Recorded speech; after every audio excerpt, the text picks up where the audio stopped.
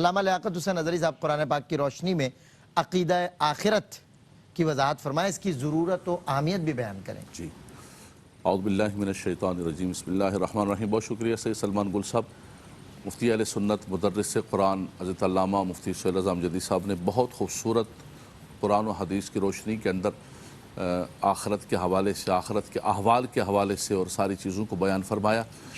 آپ نے فرمایا کہ قرآن مجید فرقان حمید، دیکھیں ہم قرآن کا مطالعہ کرتے ہیں، جیسے مفتی صاحب نے اشارہ بھی فرمایا، سورہ بقرہ کے اندر ہی جب متقین کے اوصاف کو بیان کیا جاتا ہے تو ایک تو ہے الذین یؤمنون بالغیب، یہ بھی آخرت سے متعلق ہے کہ وہ چیزیں کہ جن کو صرف ہم نے سمعی اعتبار سے سمجھا ہے، آقا دو جہاں صلی اللہ علیہ وسلم نے بیان فرمایا، رب تبارک و تعالیٰ کا پاکیزہ کلام ہمیں بتایا، ہم نے نہ جنت کو دیکھا ہے، نہ دوزخ کو دیکھا ہے، نہ فرشتوں کو دیکھتا ہے، لیکن یہ ایمان کی بنیاد ہے کہ الذین یؤمنون بالغیب۔ دوسرا، پہلی امتوں کے اندر لوگ یہ کہتے تھے کہ، اور آج بھی ایسے لوگ ملحد ہیں اور اس سیکولر دماغ کے لوگ ہیں کہ بھئی یہ جو تم ڈراتے رہتے ہو آخرت سے، تو کوئی آخرت نہیں ہے، کوئی جواب دے، کوئی حساب کتاب نہیں ہے، کوئی ہمیں مارنے والا نہیں ہے، کوئی ہمیں زندہ کرنے والا نہیں ہے۔ استغفر اللہ۔ قرآن مجید فرقان حمید نے ان کی اس فکر کو نقل بھی کیا، کہا وَمَا يُهْلِكُنَا إِلَّا الدَّهْرُ، وہ کہتے ہیں ہمیں کوئی نہیں مارتا ہے، ہمیں یہ مرور زمانہ، یعنی زمانہ گزرتا رہتا ہے اور عمریں بڑی ہوتی رہتی ہیں تو لوگ مرتے رہتے ہیں اور نئے لوگ آتے رہتے ہیں۔ ہم کہتے ہیں ایسے نہیں ہے، ہمیں پیدا کرنے والی بھی ایک ذات ہے اور ہمیں مارنے والی بھی ایک ذات۔ مِنْهَا خَلَقْنَاكُمْ وَفِيهَا نُعِيدُكُمْ وَمِنْهَا نُخْرِجُكُمْ تَارَةً أُخْرَىٰ۔ فرمایا ہم تو مٹی ڈالتے وقت بھی اعادہ کر رہے ہوتے ہیں اس کا کہ خدایا ہمیں اسی مٹی کے اندر جانا۔ اسی سے بنے، فرمایا تمہیں کیا ہو گیا، انسان اپنی حیثیت کو نہیں دیکھتا؟ اولم یری الانسان انا خلقناه من نطفة فاذا هو خصیم مبین۔ فرمایا ہم نے انسان کو نطفے سے پیدا کیا اور آج اللہ کے وجود کے بارے میں، اللہ کی ذات کے بارے میں لڑ رہا ہے کہ اللہ کا وجود نہیں ہے۔ وَضَرَبَ لَنَا مَثَلًا ضَرَبَ لَنَا مَثَلًا وَنَسِيَ خَلْقَهُ قَالَ مَنْ يُحْيِي الْعِظَامَ وَهِيَ رَمِيمٌ۔ فرمایا وہ آج ہمارے بارے میں مثالیں گھڑتا ہے اور کہتا ہے کہ کون زندہ کرے گا، کون ہڈیاں پیدا کرے گا۔ وہ سمجھتا ہے کہ عبث بنایا ہے۔ أَفَحَسِبْتُمْ أَنَّمَا خَلَقْنَاكُمْ عَبَثًا وَأَنَّكُمْ إِلَيْنَا لَا تُرْجَعُونَ۔ فرمایا تمہیں عبث نہیں بنایا ہے۔ أَيَحْسَبُ الْإِنسَانُ أَن يُتْرَكَ سُدًى، انسان سمجھتا عبث بنایا، نہیں عبث بنایا۔ رب تبارک و تعالیٰ نے ایک مقصد دے کے بھیجا ہے اور سب سے بڑی بات یہ ہے کہ وَبِالْآخِرَةِ هُمْ يُوقِنُونَ وَإِلَيْنَا تُرْجَعُونَ۔ فرمایا لوٹ کر اسی کی طرف جانا ہے۔ الَّذِينَ يَظُنُّونَ، یہ يَظُنُّون جو ہے یہ یوقنون کے معنی میں ہے۔ الَّذِينَ يَظُنُّونَ أَنَّهُمْ مُلَاقُو رَبِّهِمْ وَأَنَّهُمْ إِلَيْهِ رَاجِعُونَ۔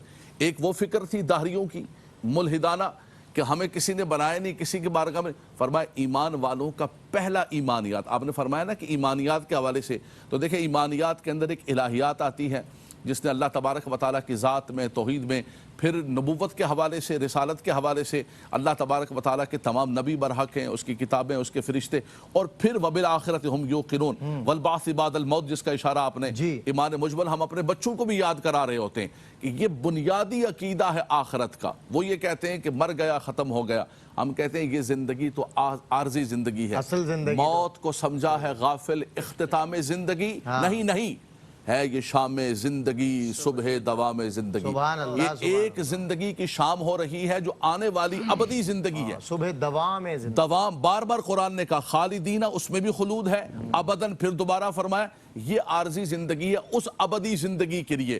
تو ہمارا بنیادی عقیدہ یہ ہے کہ اللہ تبارک الیس بقادر علی ان یخلق، فرمایا رب تبارک و تعالیٰ کہ اس پر قدرت نہیں رکھتا کہ ان یحیی الموتى، کہ دوبارہ تمہیں زندہ کرے، وہ تمہیں زندہ کرے گا اور اللہ تبارک و تعالیٰ کی بارگاہ کے اندر حاضر کیا جائے گا اور زندگی کے تمام چیزوں کا حساب دیا جائے گا۔ مفتی صاحب نے بہت خوبصورت انداز کے اندر، علماء کی یہی شان ہوتی ہے کہ وہ قرآن پڑھتے ہیں، اور یہ تو ماشاءاللہ اب دیکھیں نا ہر دوسری خاتون کا فون آتا ہے اور ہر دوسری اماں کا فون آتا ہے، بولا ہم تو مفتی صاحب کی شاگرد ہیں، اللہ ہم تو مفتی صاحب کی شاگرد ہیں، قرآن پڑھتی ہیں۔ تو یہ مدرسہ ہے ARYQTV، ARYQTV مدرسہ ہے، اور یہ سارے مفتی صاحب کی پوری دنیا کے اندر شاگرد اور شاگردائیں پھیلی ہوئی ہیں، وہ قرآن پڑھ رہے ہیں، تو ان کا تو کام ہی قرآن ہے، صبح و شام قرآن سے تعلق ہے۔ یہ جو ہے وہ شعراء آفاق پروگرام ہے QTV۔ علامہ صاحب نے کئی چیزوں میں مجھے مشورے بھی دیے ہیں، قرآن سنیے سنائیے۔ اللہ تبارک و تعالیٰ برکتیں عطا فرمائے، برکتیں۔ مفتی صاحب کچھ عرصے کے لیے تشریف لے گئے QTV سے، تو میرے ایک دوست کہنے لگے کہ قرآن سنیے سنائیے آپ کریں گے.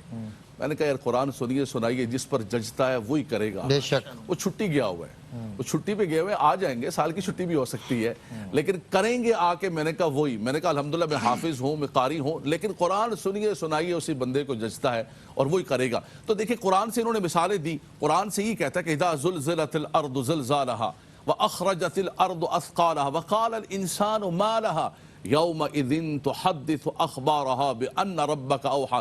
جس دن زلزلہ آئے گا, زمین و آسمان کا سارا نظام درم برم. فرمایا کہ زمین کے اندر جتنی چیزیں ہوں گی وہ سب باہر آ جائیں گی. اس دن فرمایا کہ ہر چیز خبر دے رہی ہوگی, زمین بھی خبر دے رہی ہوگی, انسان کے اعضاء بھی خبر دے رہے ہوں گے. آج ہم کہتے ہیں نا کہ کوئی حساب نہیں, کوئی کتاب نہیں, کوئی پوچھنے والا نہیں. ایسا نہیں ہے. تمہاری زندگی کے سارے معاملات تمہارے سامنے ہوں گے.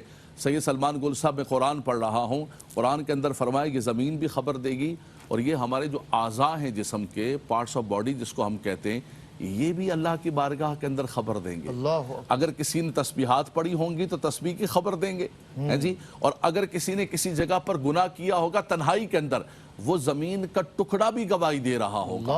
اور فرمایا جسم کے وہ مقام بھی گواہ, اور جسم کے پاؤں ہاتھ بھی گواہ دے رہے. قرآن پڑھیں گے, ادھر ادھر کی بات تو ہے نہیں. الیوم نختم علی افواہہم وتکلمنا ایدیہم وتشہد ارجلہم بما کانوا یکسبون. فرمایا جو کچھ تم دنیا کے اندر کیا کرتے تھے, آج ڈے آف ججمنٹ آ گیا, آج روز جزا آ گیا, آج سارا کچھ. فمن یعمل مثقال ذرۃ خیرا یرہ ومن یعمل مثقال ذرۃ شرا یرہ. سارا کچھ تمہارے سامنے آ جائے گا. اس لیے ایک بندہ مومن کی یہ ذمہ داری ہے کہ وہ دنیا میں اس انداز سے جیے کہ وہ قدم اٹھائے, بولے, لکھے, کچھ بھی کرے, وہ یہ سوچے کہ وَأَمَّا مَنْ خَافَ مَقَامَ رَبِّهِ وَنَهَى النَّفْسَ عَنِ الْهَوَىٰ فَإِنَّ الْجَنَّةَ هِيَ الْمَأْوَىٰ. فرمایا جو اس بات سے ڈر گیا. اب کسی سے پوچھیں کہ آپ ڈرتے ہیں آخرت سے, میں بھی کہوں گا, آپ بھی کہیں گے, سب کہیں گے ڈرتے ہیں. لیکن قرآن کہتا ہے ڈرنے کا مطلب یہ ہے کہ وَنَهَى النَّفْسَ عَنِ الْهَوَىٰ, پھر اپنے آپ کو روکے بھی کہ مجھے اس کا جواب دینا ہے. اس کا نتیجہ سنیں کیا ہے سلمان بھائی, فَإِنَّ الْجَنَّةَ هِيَ الْمَأْوَىٰ. فرمایا جو فکر آخرت کو اپنے ذہن کے اندر لے کر زندگی جیتا ہے, فرمایا اس کے لیے تو اللہ نے جنت کو تیار کر کے رکھا. سبحان اللہ, سبحان اللہ, کیا بات ہے. اللہ ماشاءاللہ. آیات پہ آیات, آیات پہ آیات, آیات کی جھرمٹ میں تیرے نام کی مسند, لفظوں کی انگوٹھی میں نگینہ سجڑا ہے, اور رگ رگ نے سمیٹی ہے تیرے نام کی فریاد جب جب مجھے دنیا نے پریشان کیا. کیا خوبصورت ماشاءاللہ انداز سے آیات پر آیات, آیات پر آیات. آیات بینات سے بڑھ کر کیا حوالہ ہو کسی بھی موضوع کے لیے کہ اللہ کا کلام ہے, اللہ رب العزت, ادھر ادھر کی کوئی بات نہیں. صحیح کہا علامہ صاحب نے. جب قرآن بات کر رہا ہو تو پھر بات یہ ہے کہ قرآن جب صاحب قرآن پڑھتے تھے نا, کیونکہ وما ينطق عن الهوى کا قاعدہ ہے نا, تو پھر تیرے آگے یوں ہے دبے لچے فصحا عرب کے بڑے بڑے, کوئی جانے منہ میں زباں نہیں, نہیں بلکہ جسم میں جان نہیں.